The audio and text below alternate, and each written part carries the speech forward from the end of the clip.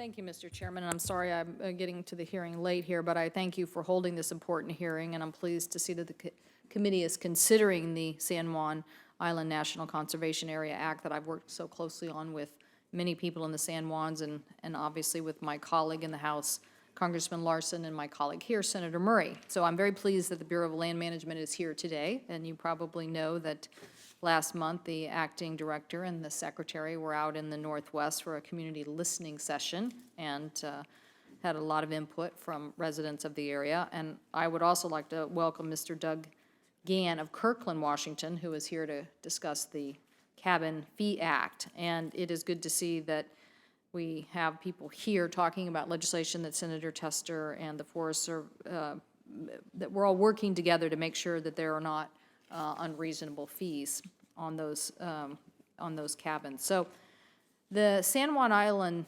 legislation is truly important, and I think I'll wait till my questions to go into more detail. But the fact remains, for such a pristine and unbelievable area of our country, there is no long-term comprehensive management plan in place.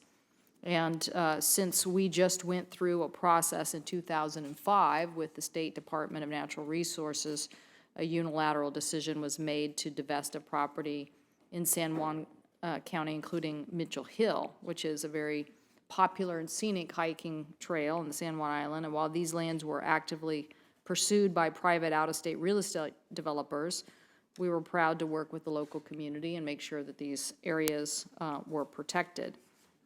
But like this situation, there's no protection for permanent protection for the Bureau of Land Management on these lands, and these are very, very special places, so that is why we have introduced this legislation. And if enacted, it would designate all 1,000 acres of the BLM land in the San Juan area as a national conservation area, ensuring that they would remain a national treasure. So I look forward to hearing more testimony and specifics today from Mr. Poole, but thank you very much for being here.